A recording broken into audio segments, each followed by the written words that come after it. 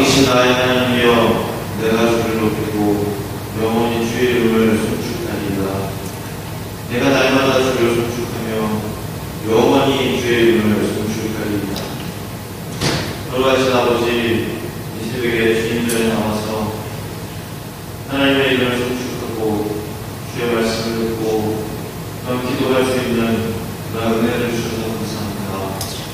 하나님, 우리에게 건강을 주셨기 때문에, 우리에게 생명을 주셨기 때문에 이 시간에 나올 수 있는 줄로 믿습니다. 이 시간 바라기는 하나님 앞에 기도하고 아뢰는 기도의 제목들이 주 안에서 응답되기를 원합니다. 우리 오늘 하나님의 자녀 정수 어린이가 나왔습니다. 6번째 생일을 맞아서 이 새벽에 주님들이 나왔는데, 하나님 그 아들을 축복해 주시고 신이 성령이 만수하여 주셔서 하나님의 나라와 영광을 위해 크게 쓰임받는 귀한 주의 자녀가 되어줄 수 있도록 그 아들의 삶을 주님 붙잡아 주시옵소서. 축복하며 감사드리며 예수님의 이름으로 기도합니다. 오늘 2장의 말씀을 통해서 말씀을 갖기 원하는 부분이고요. 우리 어떠한 장점들을 배울 수 있는가라는 점입니다. 하나님이 우리가 어떤 점을 칭찬하시는가 라는 이 부분을 다루기를 원합니다. 1장과 2장에 걸쳐서 그 부분에도 하나님이 우리를 칭찬하신 내용이 기록되어 있는데요.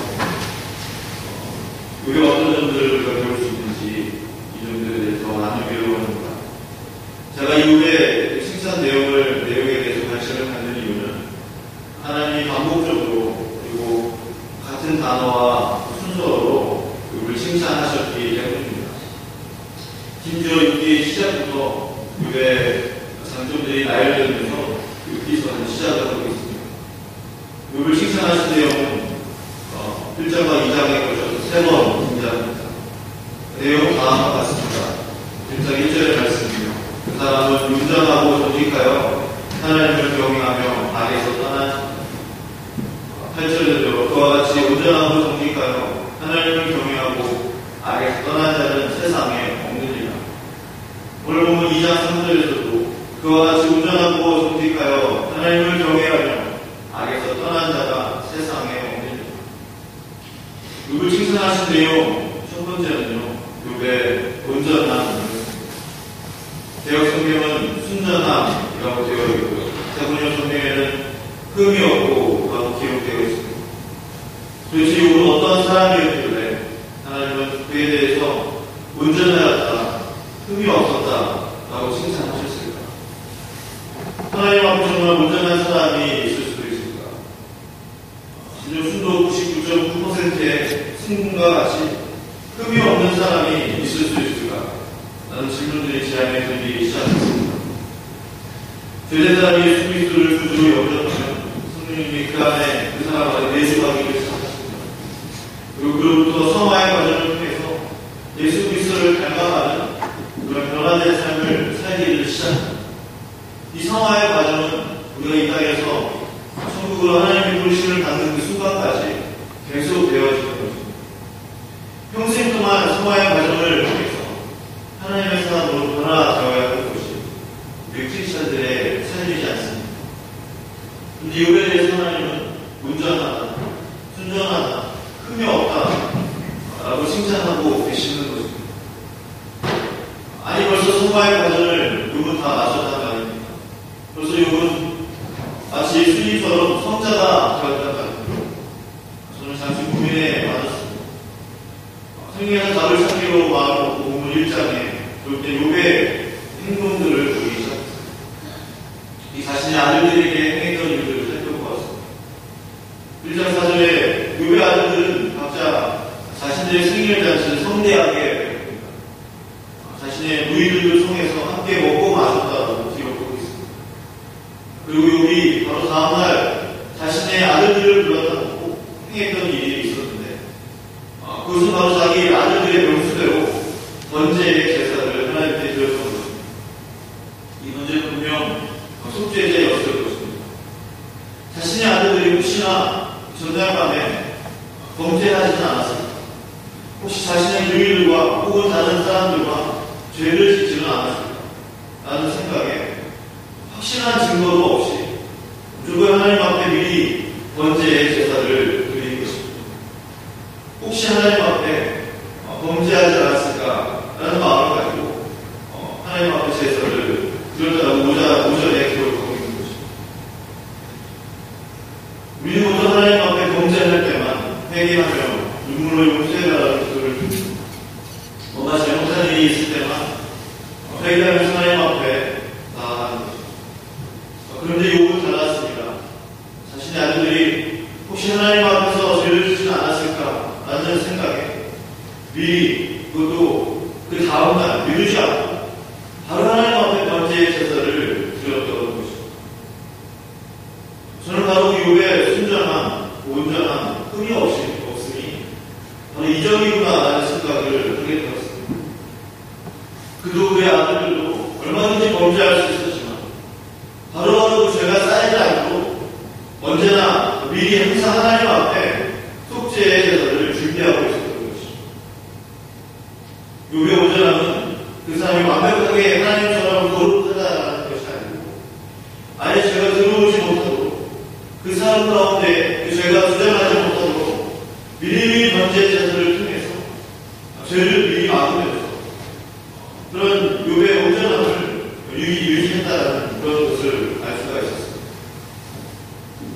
욥의 행위가 항상 이러하였다라는 것을 봐서 하나님 앞에 번제 제사를 드리는 것이 그의 신앙생활의 습관으로 자리 잡아왔다는 것이죠.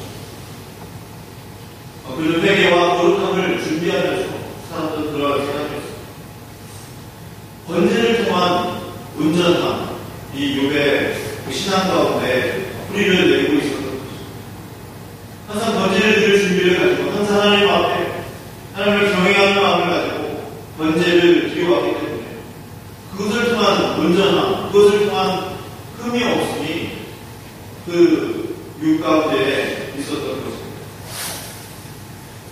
그것은 나도 욥과 같이 온전할 수 있지 않을까 라는 생각을 하게 되었습니다. 나도 매일매일 예수 그리스도의 보혈로 온전함을 이룰 수 있지 않을까 라는 생각을 하게 된 것입니다. 순간순간 죄가 나를 주저하지 못하도록 항상 예수 그리스도를 나의 구주 예수 그리스도의 보혈을 힘입어서 온전함을 이룰 수 있지 않을까. 죄가 내 마음 가운데 들어오려고 할 때마다 예수님의 보혈을 묵상하고 죄가 내 마음을 주장하려고 할 때마다 예수 그리스도의 보혈을 생각하고 내 마음속에서의 그 번제를 드리고 거룩함을 유지할 수 있지 않을까. 그렇다면 욥과 같이 온전하게 줄 수 있지 않을까라는 생각을 하게 된 것입니다.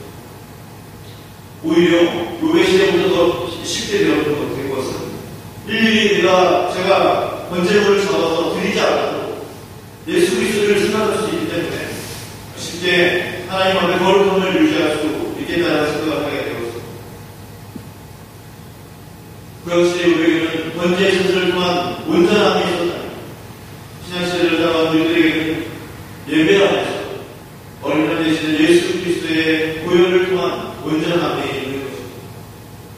따라서 하나님께 드리는 예배가 얼마나 중요한지 다시 한번 제 마음 가운데 생각하게 됐습니다. 그리고 제가 얼마나 하나님 앞에 예배 드리는 것에 최선을 다했는지를 돌아보게 되었습니다. 하나님 앞에 드리는 찬양의 제사 또한 말씀의 시간들이 얼마나 중요한지에 대해서 다시 한번 생각을 하게 되었습니다. 그러면서 제 자신을 보면서 내가 하나님 앞에 예배를 위해서 충분히 기도하지 못하고 예배를 위해서 충분히 준비하지 못했던 제 자신을 보게 되었습니다. 신앙의 양심에 그런 가책이 잘 느껴지는 것을 제가 알 수가 있었습니다. 매주일 분주하면서 하나님 앞에 예배 들어서지 못하고 마치 일을 하듯이 마치 어떠한 것에 쫓기듯이 하나님 앞에 예배를 준비했던 모습들을 떠올리게 되었습니다. 제 스스로 하나님 앞에 온전히 집중하지 못했음을 인정할 수밖에 없습니다. 하나님 앞에 최고의 하나님께 최고의 예배를 준비해서 드리지 못했던 저의 그런 부족함들을 깨닫게 되었습니다. 욥의 순전함, 또한 묘의 온전함과 흠이 없음, 하나님께 드리는 준비된 번제의 제사로부터 시작되었음을 기억하기를 합니다. 요 어느 분당 아무거나 잡아서 번제의 제사를 드린 것이 아니었습니다. 미리 그러한 아들들의 그런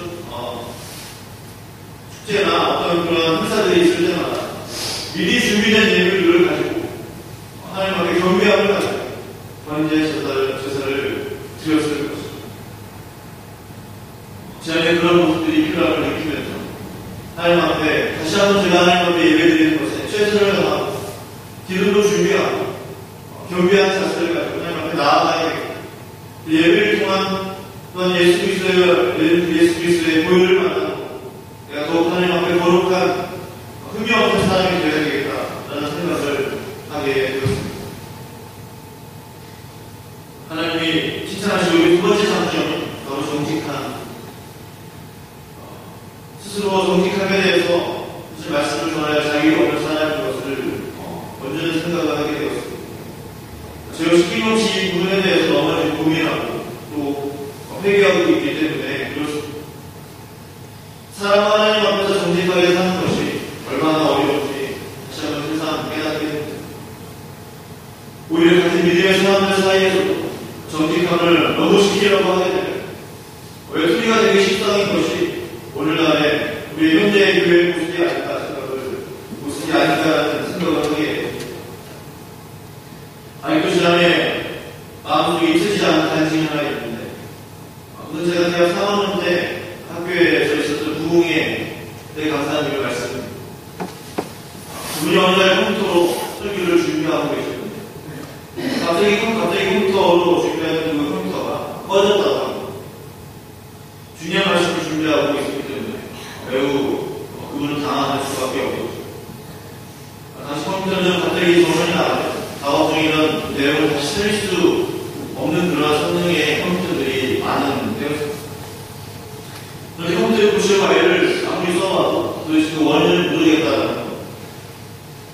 새로 구입했고 새로운 프로그램들을 설치한 지 얼마 안 된 시대이기 때문에 더욱 이상한 마음이 들었던 것이죠. 기도하는 중에 하나님이 목사님이 말씀하셨다고 합니다. 너 그 안에 그 컴퓨터 안에 있는 프로그램들이 다 중품이 아니지 않냐. 라는 말씀하셨다고. 정직하게 그 프로그램들을 구입해서 그 컴퓨터에 설치하는 것이 아니고 모든 불법으로 카피해서 그 카피본들이 그 안에 들어가 있었던 것입니다. 목사님은 순간 하나님 앞에 회개하면서 정말 아무렇지도 않게 쉽게 넘어갈 수 있는 이 부분까지도 말씀하시는 하나님께 감사를 드렸다고 합니다. 그리고 그렇게 간증하시는 것을 간증하시는 간증이 제 마음속에 여전히 남아있습니다. 사실 얼마 전에 저는 이 정치에 대한 부분들에 대해서 제 개인적으로 깊게 깨닫게 되었던 그런 사건이 하나 있었습니다. 제가 미국에서 토론토 오면서 제가 사용하는 인터넷을 분명히 끊고 왔습니다. 혹시나 해서 확인 전화를 했던 것으로 제가 기억을 하는데요.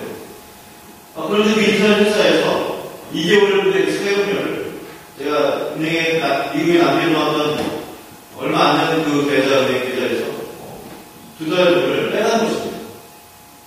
완전히 끊고 왔다고 생각을 하고 잊고 왔는데 갑자기 그런 일을 당하고 나니 매우 마음이 불안했습니다.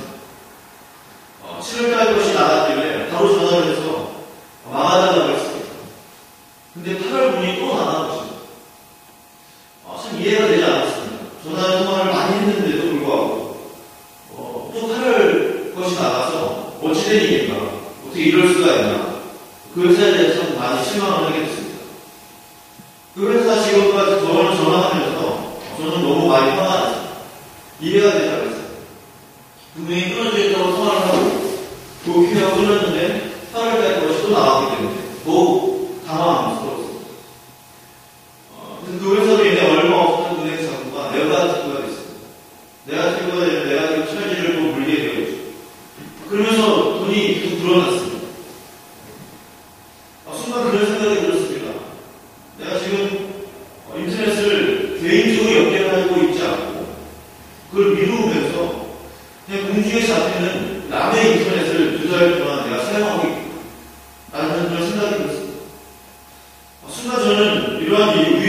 본이 아니고 하나님이 나에게 말씀하시는 것이 아닌가라는 생각을 하게 됐어요. 가만히 보고 생각하면서 기도할 때 정말 그렇다라는 생각을 하게 됐어요. 하나님, 제가 이 부분까지는 제가 정직하기를 원합니다. 정직하지 못했던 저를 용서해 주십시오. 라고 기도하면서 제가 바로 이제 정직하게 지도를 하고 인터넷에 여기를 사용해야 되겠다라는 결단을 하게 되었습니다. 그리고 앞으로는 절대 이런 일이 없어야 되겠다라는 그런 다짐을 하게 되었죠.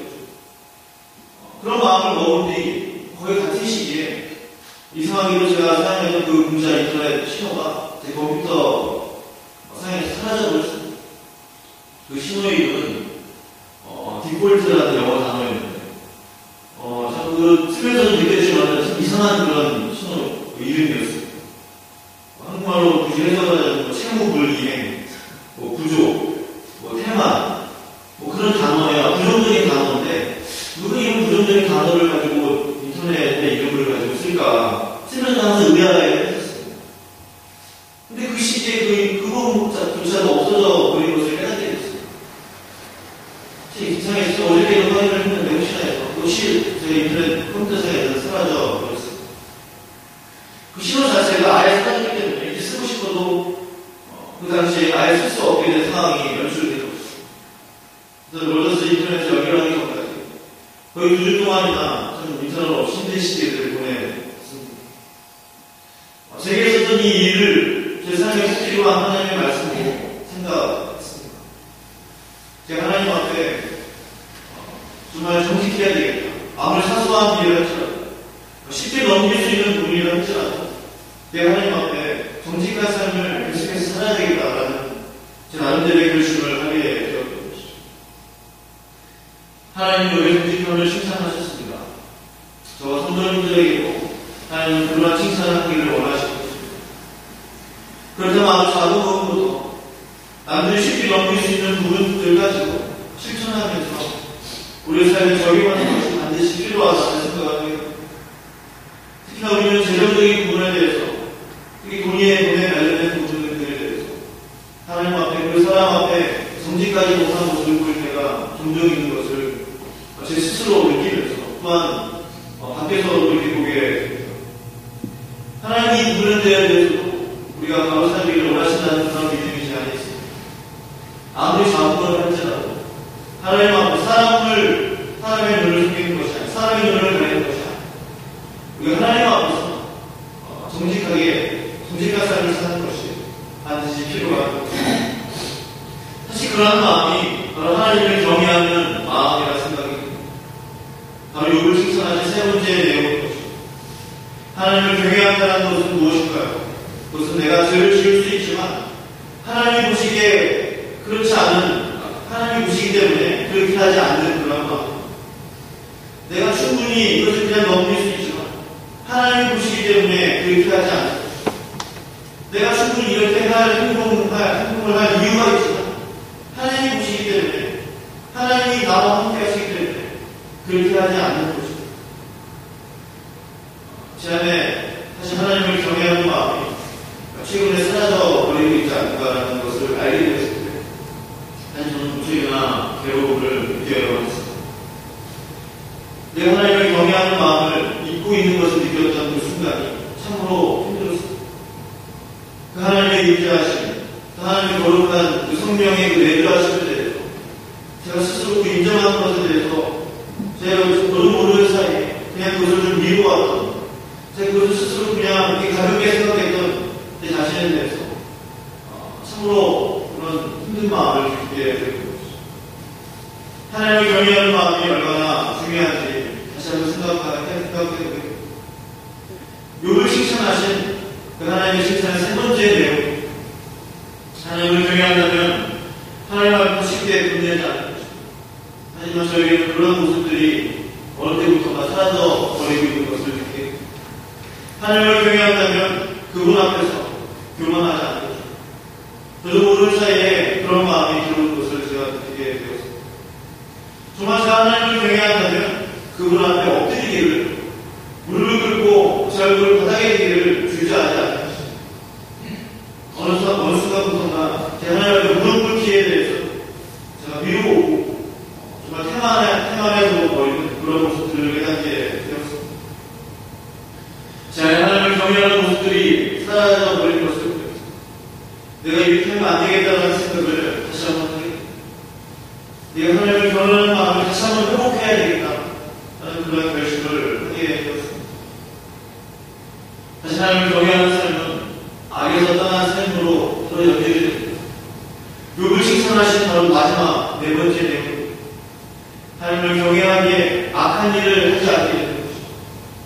하나님을 경외하기에 하나님이 악하다, 하나님이 부정하다고 말씀하시는 것에 대해서 온전히 순종할 수 있는 것입니다.